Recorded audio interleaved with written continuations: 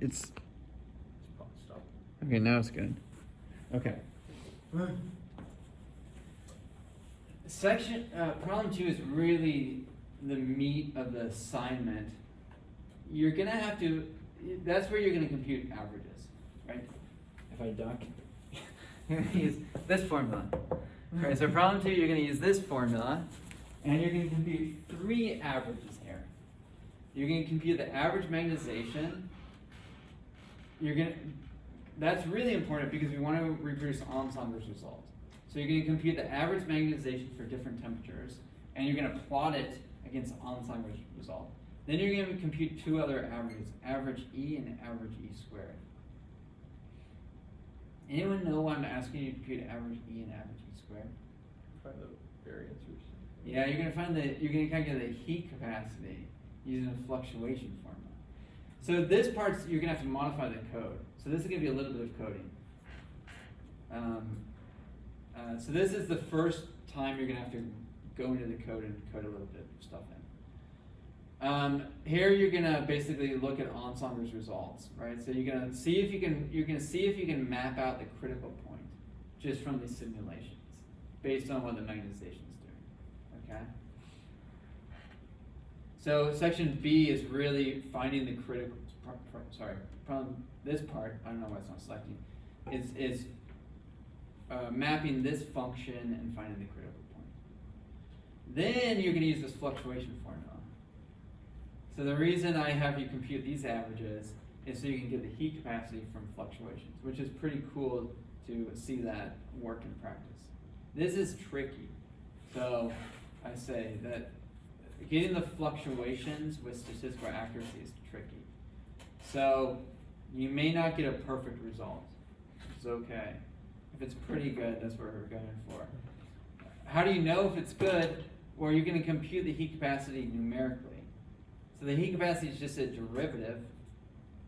And so you're going to compute a finite difference. You're going to choose, say, t equals 0.5, and you're going to choose, say, t equals 0.51 or something. And you're going to compute the average energy for both temperature choices, and so this is going to be a numerical derivative. And so this is sort of a numerical result, and it's a fluctuation result for the same thing. And so by comparing C to D, you're going to see if you can reproduce the same quantity using 2 different methods. So that's really the heart of the problem. And then problem 3, you're going to add an external field, and you're just going to do a couple things with that. Okay? So that's the project. And I'm giving you a lot of code to work with. Okay, so it's really not too bad. Hopefully it's fun. It's intended to be fun. Okay, so let's look at the code. So how are you going to run the code? Well, there's 2 ways to do it. You know, everyone use a terminal on their Mac. If you have a Mac, so. Oh, you're on Mac. Yeah, so basically, I don't know how to load Jupyter without a terminal. You can pull up Anaconda. You can actually download on Windows Anaconda Prompt, and you can run Jupyter Notebooks from Anaconda Prompt. It'll be like a separate terminal that is on your Windows machine. Okay. But it looks like it's from like what? It functions exactly the same. Okay. So basically, you would just Google how to load Jupyter Notebook. Yeah. I'll just ask Kevin. Yeah. Exactly. Right. If you have it loaded, I need a conda. I just need an environment. Okay. So then you would go to your desk. The thing about Jupyter is you want to be in the folder where the code is. It's kind of annoying you can't navigate with Jupyter. That's one thing I don't like. I don't get that. Anyway, you go to the desktop. Here's my code. And so as long as you're in the same folder, you can just run Jupyter Notebook, and it'll pop it up. Okay. And then you just pick it out. Here you go. Okay, so you have your notebook. And so, you know, Jupyter Notebook is nice. Looks like Mathematica. The nice thing is you can run blocks of code at the same time. So you shift enter, just like Mathematica. So that's one way you could do it. I'm going to show you something different. We're going to use Google Colab because I think it's cool. So close this, close this. Suppose you don't want to use your own install. Pull up a browser, Google Colab. Okay. And this is basically a free notebook running on the cloud. So what you can do, and you can access, you don't have to install anything on your computer. So then you just go to upload, and then you just drag and drop your code in. And it pulls it out. Okay. And you can open as many as you want.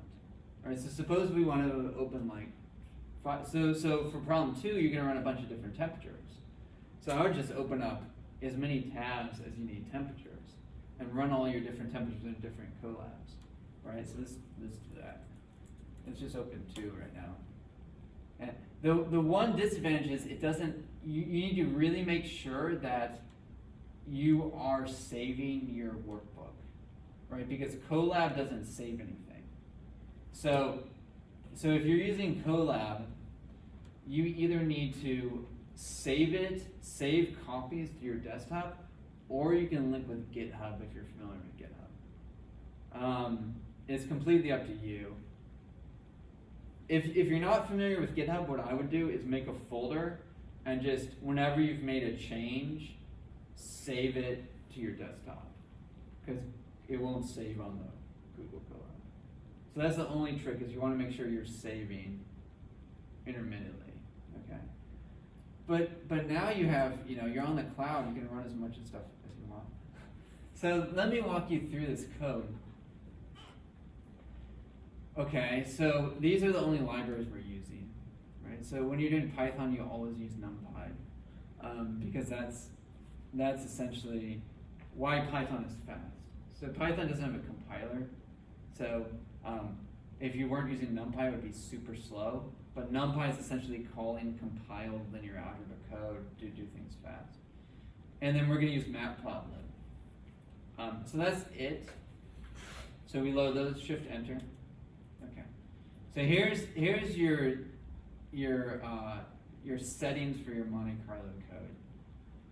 You see I'm right at the critical point. I'm at 0.4407. Here I'm working in units where I'm just choosing beta equals 1, and I'm just choosing a j.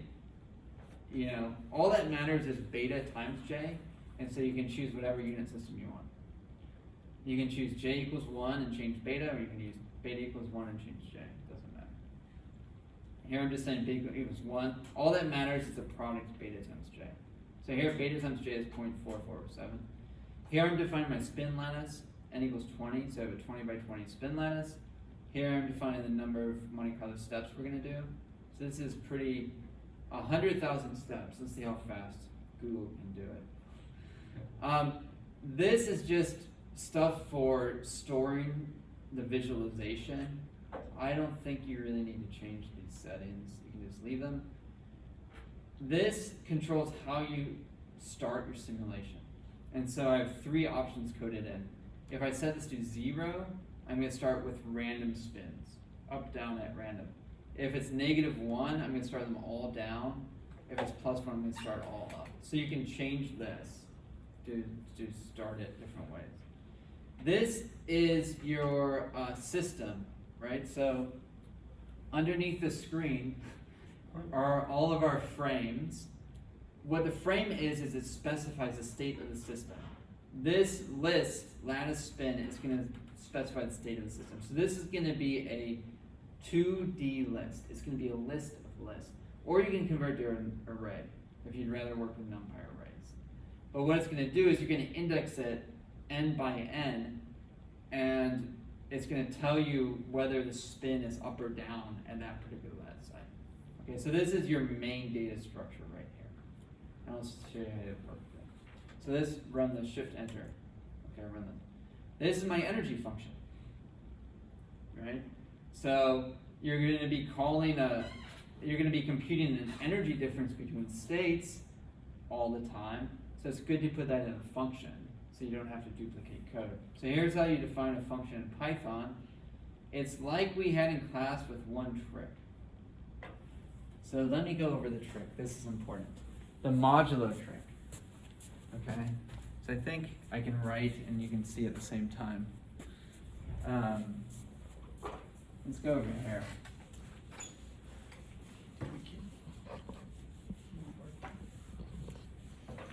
So this is something we've been ignoring. Well, we did it for the 1D icing model, but we've been ignoring it for the 2D icing model. It's the periodic boundary conditions. Okay? Can everyone see if I write over here? Sorry, Philip, you're kind of Yeah. blocked. You can kind of see? Okay, we'll just write a really small system, 3 by 3. Okay, so here's my system.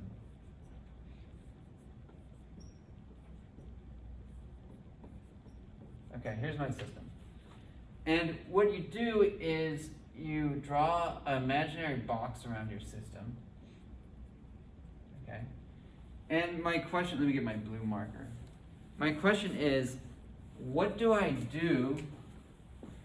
If I choose this spin, I know what I do. I know where my neighbors are.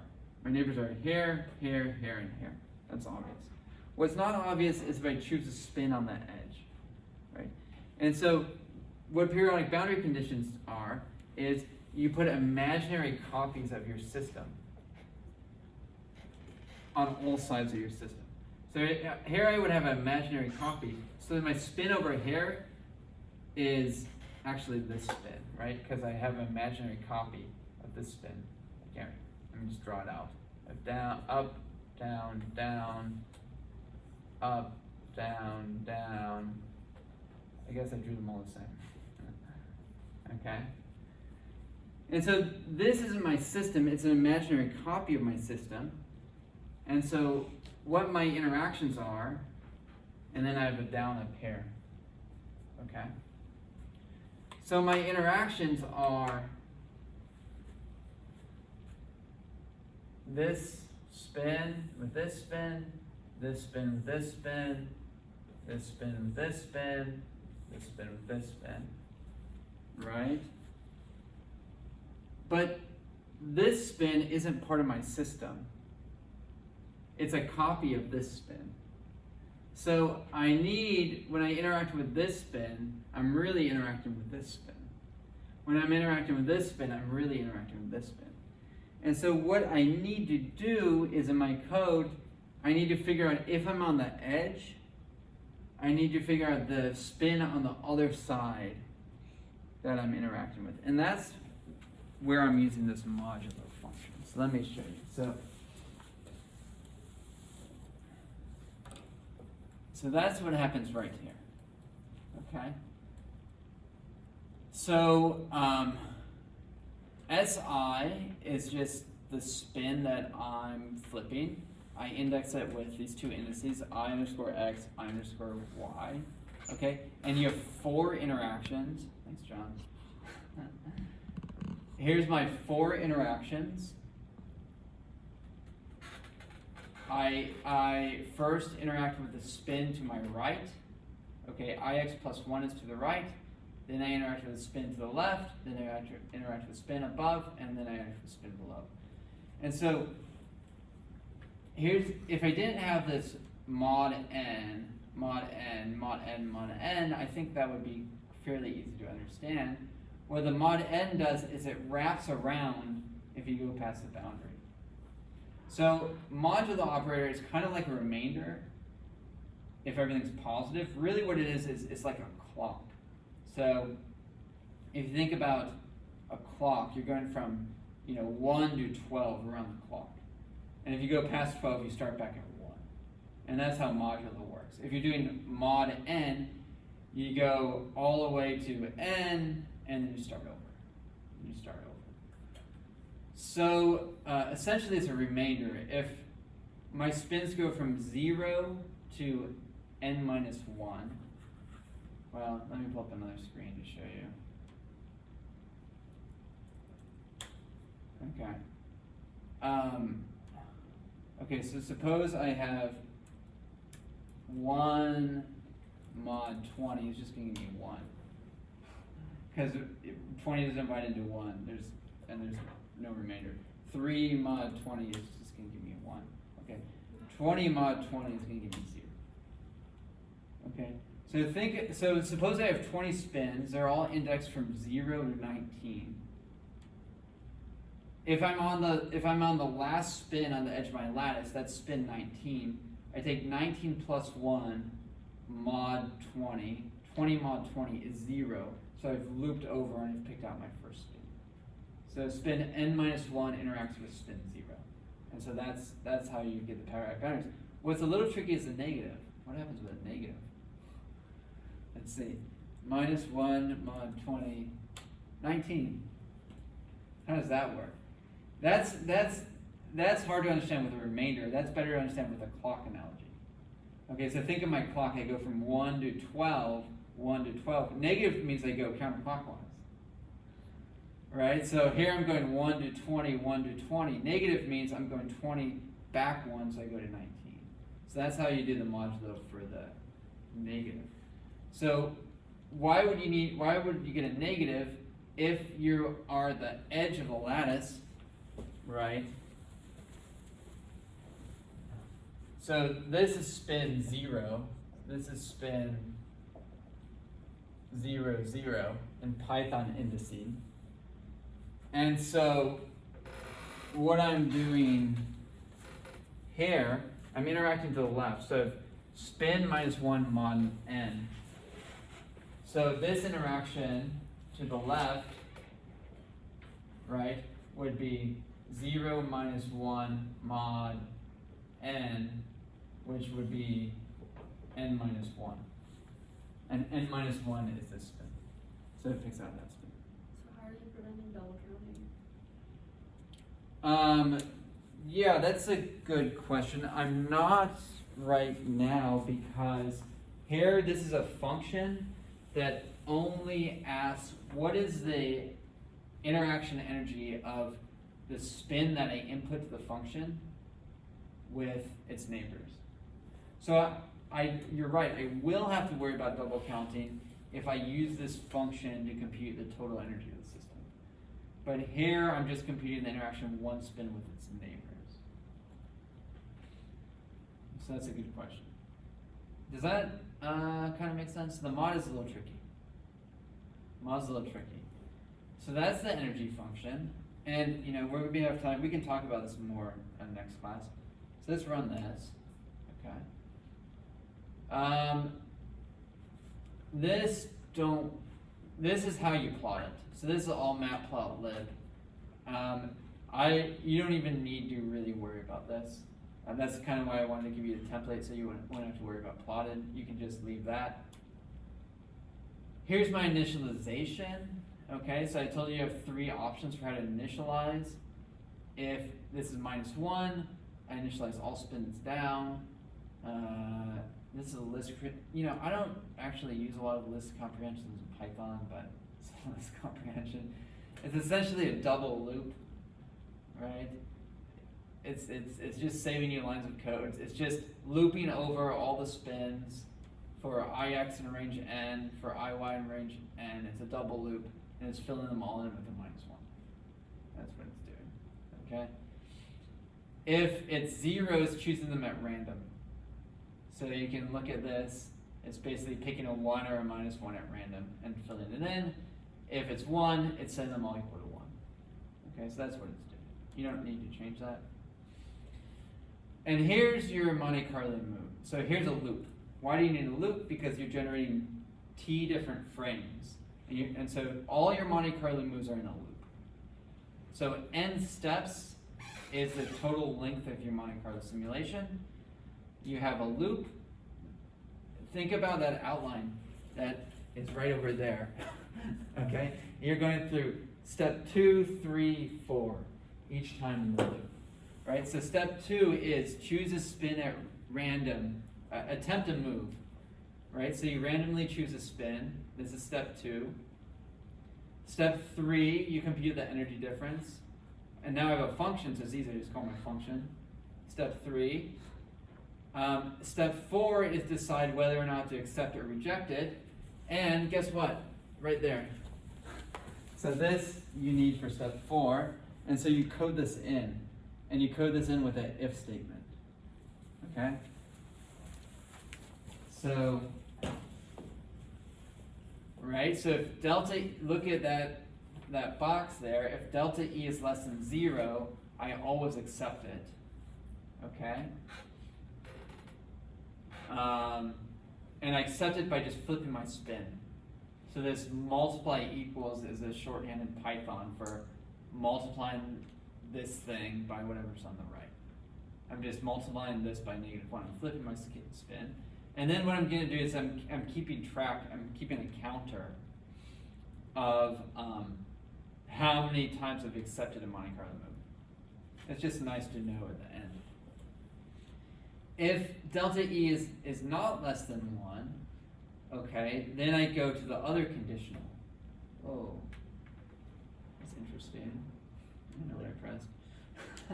Just like putting your cursor over it like gives you info. Like when you had it before, if you put your cursor over. Is capital that N, just is that what Jupyter always does? I'm not Or sure. is that Google? That That's might- Jupyter? That might be. Shows the doc screen. That's interesting. You know, I actually don't use Jupyter day to day. I just write in Python.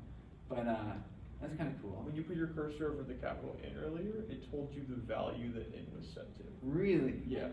Wow, that's That was- really helpful. Yeah. You have like the modular arithmetic. You put your Yeah. cursor into. Like I said, I don't use Jupyter day to day.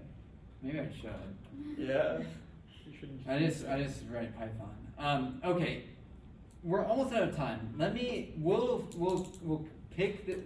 We'll continue going over this next time. Let me just show you the simulation before we leave.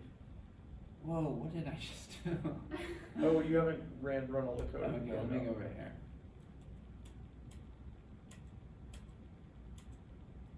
Okay. There's my simulation. So here's my icing model. So I'm printing out 4 different snapshots of the icing model. You can print out as much as you want. Here's the first, how it starts. They're all random. And then look what happens to it. After 25,000 steps, it gets really blobby. We're at the critical point. Okay. Beta J is 0.447. This is a weird system. Imagine the blue is your gas and the red's a liquid. You know, think about water. Imagine this is water and red's liquid, blue's gas, and it's just going crazy. And this is what the critical point looks like. Let me run one more and then we'll be done. Let's go higher. Let's go to where a spin state should be stable. So beta J is 0.6, means lower temperature. I'm starting all random. It should go to a line spin state. Let's see what happens. There. Okay, we start random. Where temperature is below the critical, our system wants to be aligned, and we align. And we go to all blue. Okay? So that's what the code's going to do.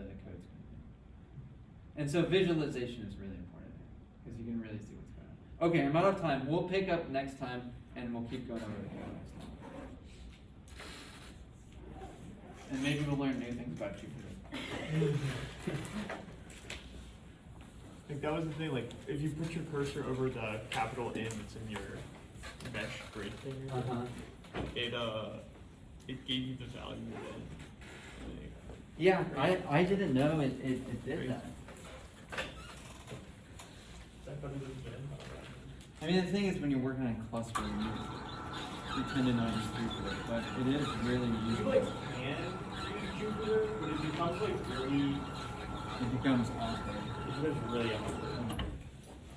Jupyter sucks when you wanna like keep the code of the data that you. Oh, exactly. Now, I like Jupyter if I'm really testing or debugging, and I want to be able to like run certain blocks of code at once, or like if we're teaching, right? And so those are when I use Jupyter. If I'm normal coding, I'm just using Python. But everyone has different preferences. I think some people do all their development in Jupyter. And you don't have to install anything. So if you just go in Google Colab, Like several times. you can just try out a bunch of different software without installing anything. So.